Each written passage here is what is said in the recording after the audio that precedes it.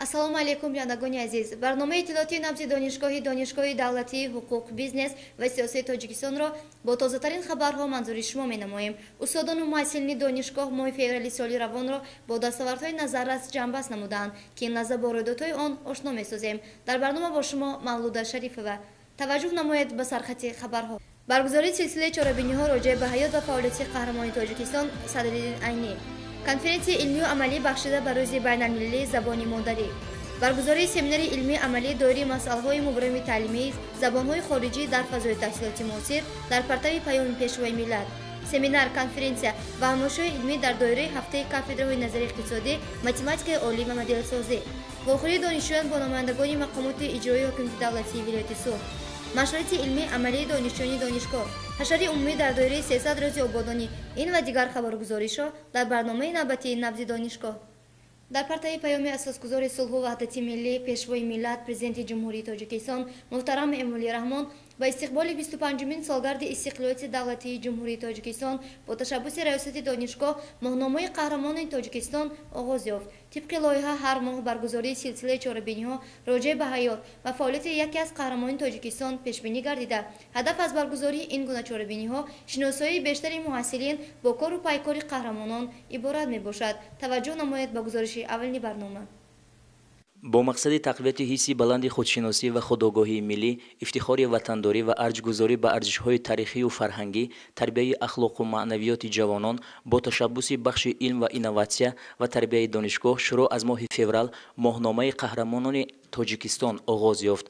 тибқи лоиҳа дар давоми ин моҳ дар ҳамаи факултетҳои донишгоҳ чорабиниҳои мухталифи илмию фарҳангӣ ва маърифатӣ бо ҷалби доираи васеъи устодону муҳассилин ва меҳмонон ташкилу баргузор гардиданд.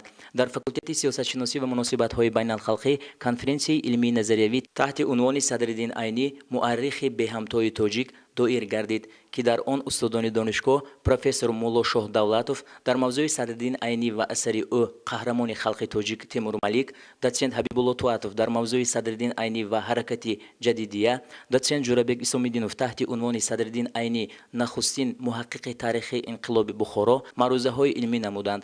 ҳамчунин дар факултети баҳисобгирӣ ва андоз таҳти унвони асарҳои бадеии Садриддин Айнӣ ва густариши насри тоҷик ҳамоиши илмӣ доир шуд, ки дар он доцент Ҳабибулло Туатов дар мавзӯи саҳми Садриддин Айнӣ дар ташаккули адабиёти муосир, ассистенти кафедраи баҳисобгирӣ, бухгалтерӣ ва аудит Миршакар Исмоилов бобати тасвири ҳаёти Садриддин Айнӣ дар ёддоштҳо маъруза намуданд. ҳамчунин дар китобхонаи донишгоҳ маҳфили фарҳангӣ назариявӣ таҳти унвони муаррихи беҳамтои тоҷик бо иштироки васеъи устодону донишҷӯён доир ва муаррифии асарҳои устод роҳандозӣ гардиданд. инчунин дар ҳамаи факултетҳо аз рӯи асарҳои мондагори устод Айнӣ, амсоли Дохунда, Ятим, Ҷалолдони Бухоро, ёддоштҳо, марги судхӯр ва ғайраҳо баҳсҳои илмӣ ва суҳбатҳои маърифатӣ доир гаштанд.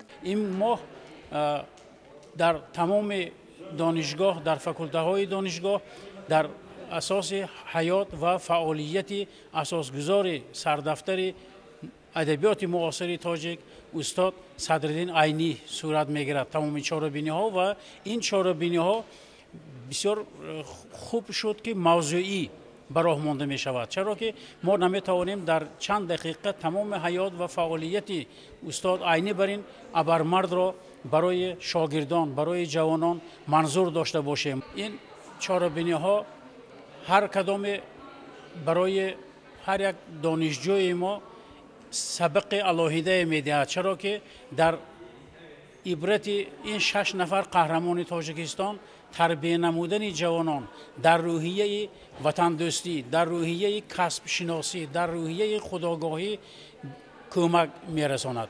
боиси тазаккур аст, ки иқдоми мазкур ва баргузории ҳамоишу чорабиниҳои илмию маърифатӣ дар доираи ин лоиҳа аз зумраи ташаббусҳои муҳим ва созанда арзёбӣ гардида, баҳри баландбардоштани сатҳи донишу маърифат ва ҷаҳонбинии ҷавонон мусоидат намуда, дар ниҳоди муҳассилин ҳисси баланди масъулият нисбати таъриху тақдири халқу миллат, муҳаббату садоқат нисбат ба ватан, ҳимояи марзу буми он, хештаншиносиву ифтихори ватандориро тарбия